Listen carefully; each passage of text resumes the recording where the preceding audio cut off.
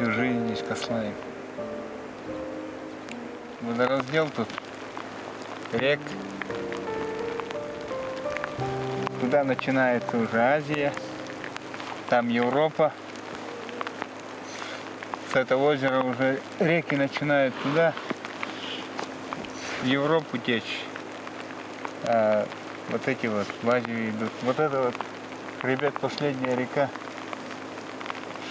которая идет в нашу сторону, а те уже со стороны Усы идут в Европу.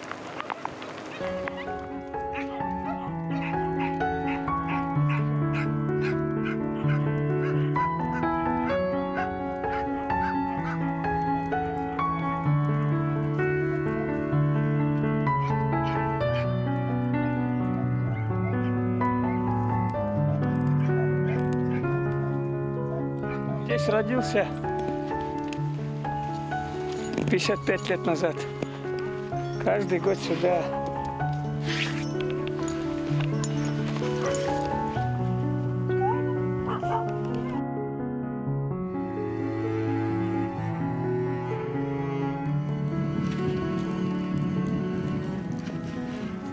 Обычно мы в начале мая начинаем двигаться, а нынче в начале апреля пошли. Туда 200 и сюда 200 почти. 400 км. Ну, 400 километров. Чуть дальше в долине были, сейчас здесь останавливаемся. Сейчас там другие бригады тоже. Братья тоже там у нас. Специально домой пригоняем. Если вот олени откололись, они потом домой прибегают. Если кто там их пугнет. Сейчас эти поработали, мы их отпустим. Вот дежурная упряжка. Старые уже вот эти-то, умные. Вот тогда собака уходила, эти молодые, они неправильно гоняют. Эти-то уже как рука. Крикнешь «прь», и он пойдет. А потом, когда назад, просто крикнешь, он сам остановится. Кличку его крикнешь, да. Значит, все, стоять надо. Например, туда надо идти. Руку поднял, он побежал, остановился, назад посмотрит. Если еще раз руку поднял, значит, еще надо идти. А если рука у тебя внизу, он назад бежит. Все время руку поднимаешь, кричишь, он уже заворачивает, чтобы назад уже надо было.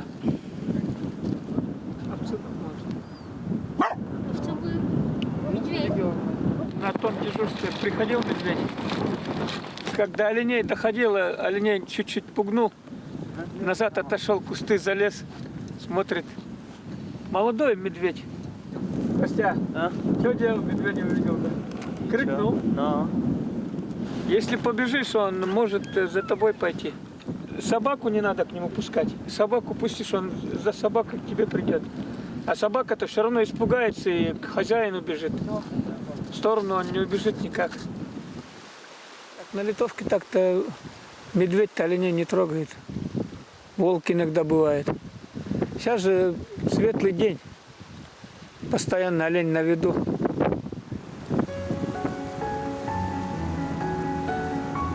Завтра июль, лето. Обычно в это время все зеленое. Маленькие снежки тут бывают, а сейчас на лыжах можно кататься.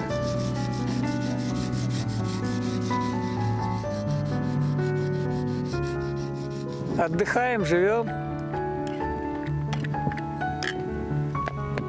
Молодые оленей караулят. Мы дрова возим, рыбу ловим. Мы поделили это место между братьями.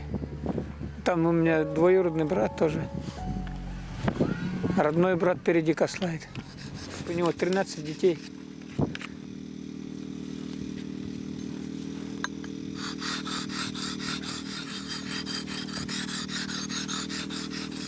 Два брата здесь.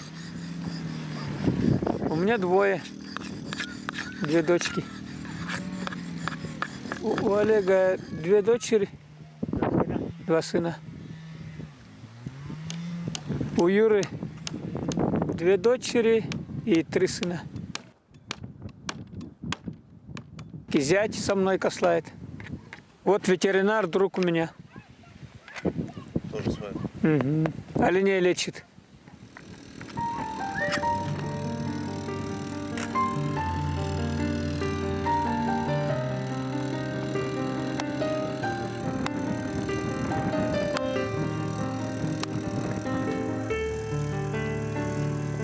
Есть фамилия вот Неркаги, это значит вот тальник. Потом Акатета, это значит много оленный. Саратета белые оленные. Есть этот оленей лоб фамилия, вот эти Тайшины сейчас. А вот у нас так переводится с немецкого собачье ухо. Так-то у нас настоящая фамилия Венго. Это у нас тут сейчас во время революции фамилию поменяли, 2 буквы добавили. А у нас предки же оттуда с Ямала, снизу. Раньше же покупали женщин. Отсюда вот женщину купил ненец и увез туда. А потом этот человек, прадед наш, он умер, а жена с сыном сюда на родину приехала. И вот с тех пор ханты стали.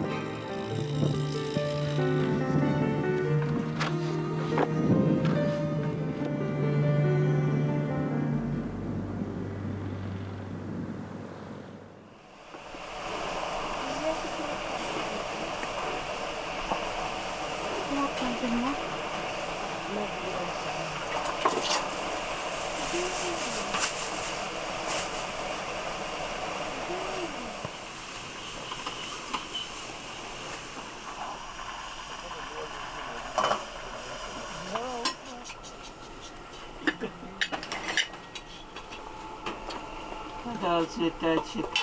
Костя, Костя, вот Костя, это, Семен, Семен.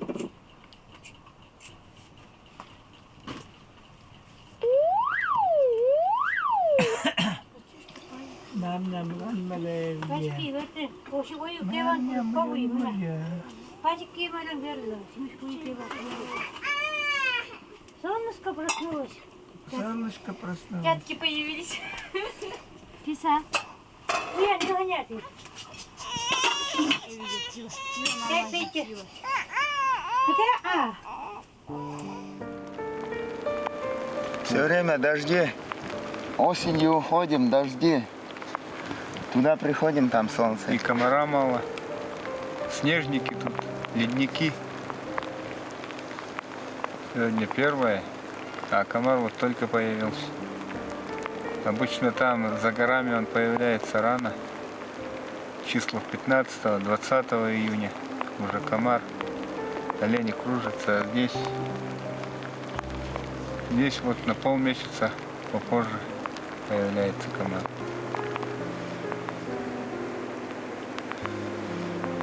Наши олени привычные, у них копыта никогда длинными не становятся. В горах стираются. А таежные олени, они даже загибаются, вот эти копыта. Им некуда. А наши, они по горам действительно как козлики ходят. Чувствуют уже, где пища находится. Оленей запрягаешь, они уже сами знают, что надо идти туда, как пора приходит. И когда уже отсюда туда то же самое, они уже чувствуют. Гнать их не надо, отпустил. И прямо по ущельям они сами туда идут. Как мигрирующие птицы. Волка, медведя нету? Нету.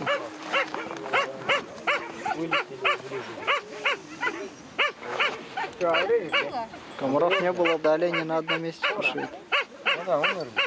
Дождило немного. Утром-то погода хорошая становилась. У вас тоже? Прям солнце, но... Часам 7, наверное, полностью солнце было. Перетянуло лямками. Потом на товар не пойдут и может олень умереть. Лучше срезать. Я смотрю заметных, а этих больших-то всех знаем в лицо. У нас тут же вожаки есть. Вожаков надо каждый день смотреть, есть или нет. Если вожака нету, значит где-то кусочек ушел. кусочек опять. Например, одного оленя нету, там может голов 150-200 с ним уйти. Голов 700 где-то, малышей. В прошлом году телят вообще мало было. Отел хороший был, весна хорошая. Ни одного дня метели не было. Все таяло. А так обычно эти важенки у нас, когда телята маленькие, они еду не могут достать. И важенки у них молока нету. И телята умирают.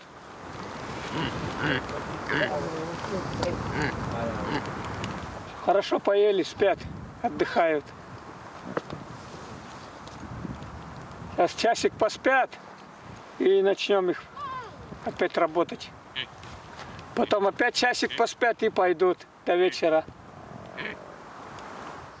Все, давай, пастухи, обедать пора. Кому обед, кому завтрак. Но смену сдавать начинают. Сюда загоним, и все, они сдали. Вот часа ведь.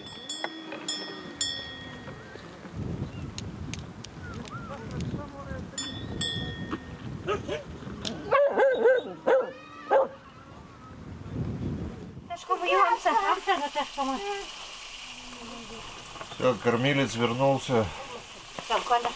Речку переходили, хорошо? Переходили. Много переходила? Все. Все. Там что, трава есть? Там нет, там мало. Мало. Анфиса! Ого! Что это?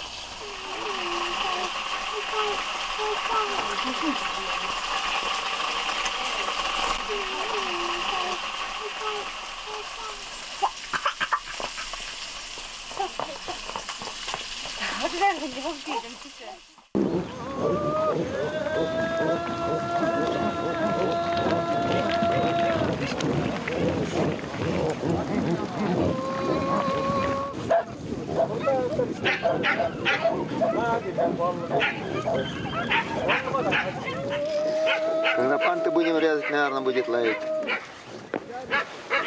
Или телят клеймить будем, тогда арканить будет.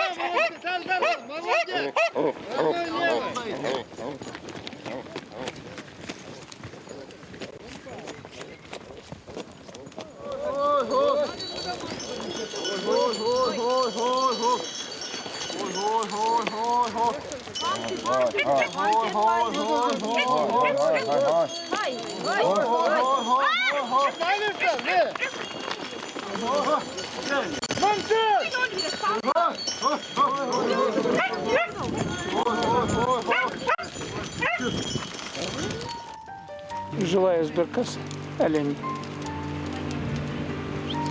Так если заболеют, они махом сразу умирают.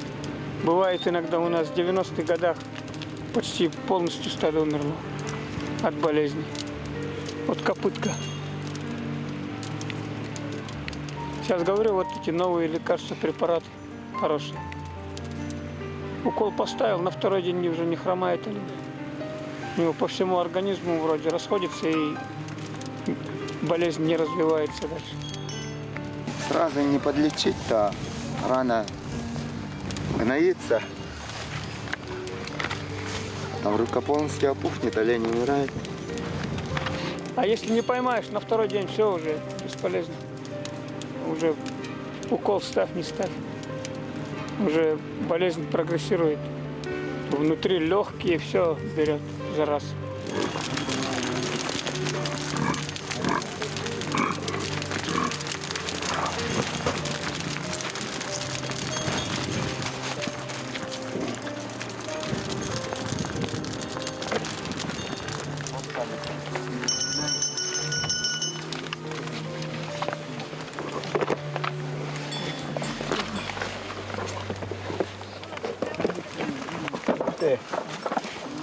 потихонечку, чтоб не волновался.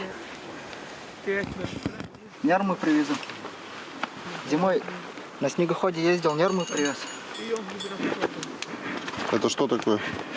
Это вот на полозья, вот внизу забивается, чтобы полозья от нарт не стирало. Пластиком не напасешься. Сейчас ему колокольчик поставлю, чтобы слышно было, когда бежит. Его в чуме растили. Мама, когда он маленький был, умерла, болела.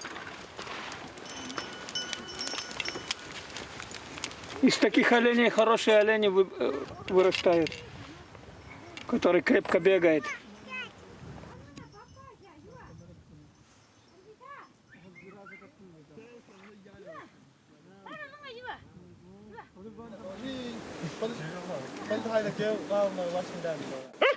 Жестко. О, по снегу шпарит.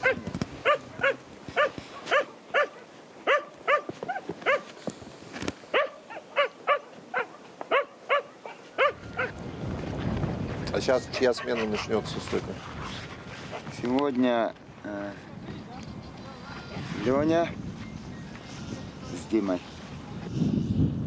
Весной вот половодье было, 3 пастуха у меня, вот зять и 2 племянника, они 10 суток были в стаде. Водой отрезал и там же в тундре и жили. Когда жарко, хорошо. Опять чересчур жарко будет. За горами там опять сильно комаров много и болезнь. Олени болеют. Где грязное место, там олень, если покрутится, болеют. А тут, видите, камни, песок. А где грязь, там болезнь. И где эти карликовые березки, тоже у оленей ноги стираются, и они начинают хромать.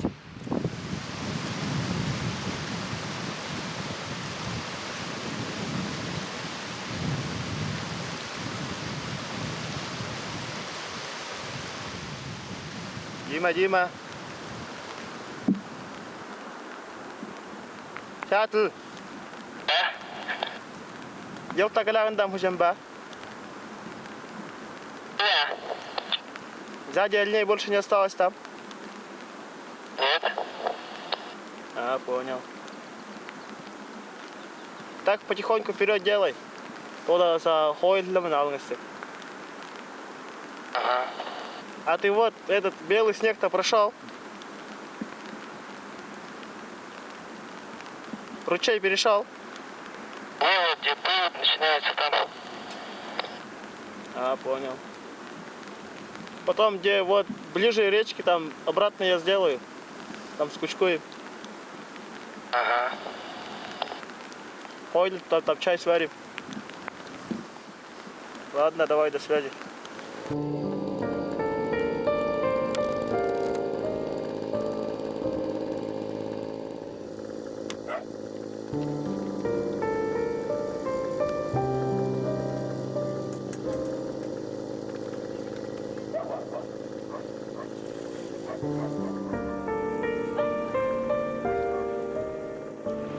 Ой, мы-то с 12, с 10 лет уже с отцом ходили. Все так же. Все братья у нас так же. С 14 лет учениками. В совхозе же работали раньше. Но официально работать с 16 лет начинали. На пенсию я в 50 вышел.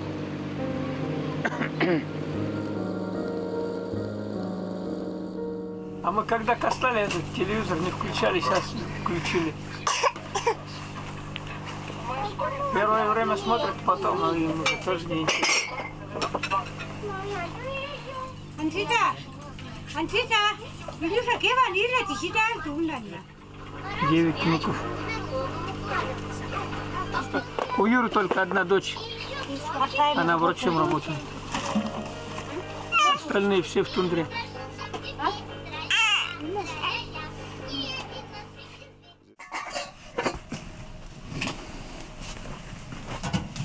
На праздники, на день именин, Садихарди. 5 лет. Замуж выходили за рыбака. Да. Он рыбачок в Сайне. У него с первого же год. Потом переехали. Все, он уже привык здесь. Угу. Он раньше оленеводом не был, да? Не, они будут первый раз. Вы вставать пора, или не идут пить? Для рации, кто там? Сидит. Спроси, как кто. Кто на связи? Леня, Дима. Леня, Леня, Дима, Дима. В одной комнате все живем. Отсеки только разные. Доброе утро, сынок. Как выспался? Утром просыпается всем, говорит доброе утро. Нормально. Нормально, говорит, выспался. Все нормально. Говорит, когда в поселок поедем? Ну, папиным, дедушке с бабушкой, когда поедем, говорит. Ты учиться будешь или оленеводом будешь, а? Кем будешь? Учиться. Хорошо. Он думает пока. Давай. Солдатом будет. Где больно? Там. Ага, дивіться. Да, ран вилетиш.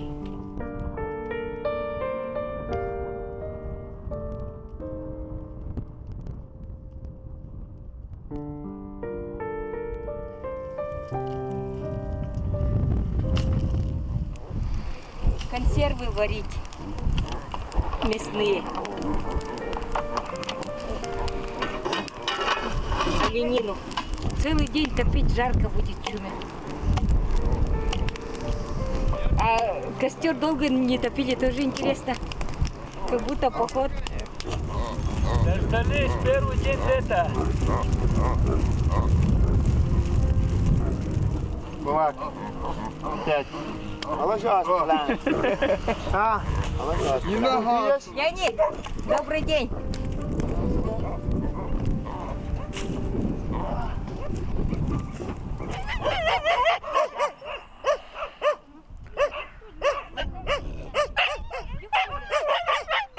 Наши олени опять вот зимой к горам не привыкшие, а некоторые опять к горам привыкшие. Вот зимой в этих горах и зимуют.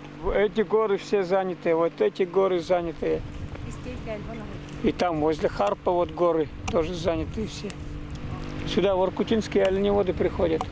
Тут озеро Уса. Уса же уже ком СССР. К этому озеру ходим палаткой летом. 8 человек уходим. 2 постоянно в стаде, а остальные отдыхают в палатке.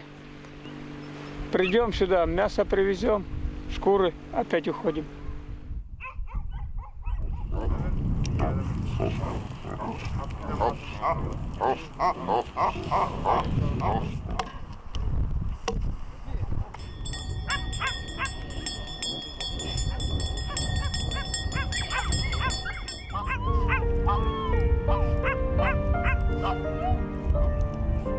Эти-то не сильно высокие горы. Мы постоянно на них лазаем, почти каждый день. Сейчас летом только тут внизу. Раньше же вот, когда предки-то, они же охотились, и ружей-то не было. Они загоном оленей загоняют и в обрыв, ну, чтобы на питание. Есть такие эти, которые за собой стадо ведут. Они уже такие умные, что мы их не трогаем, они сами своей смертью потом умирают. Есть важенки, вот, они, за ними все стадо идет.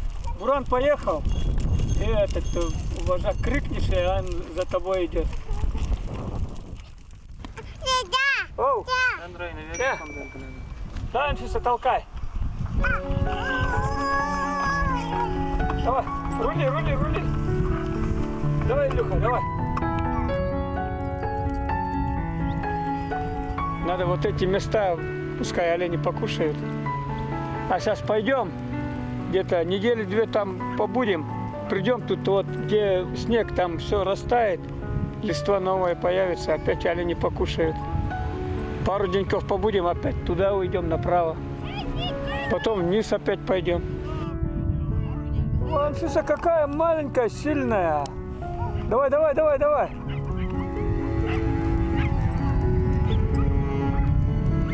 Я здесь родился. Вот и здесь, в Кославе. Уже сколько лет.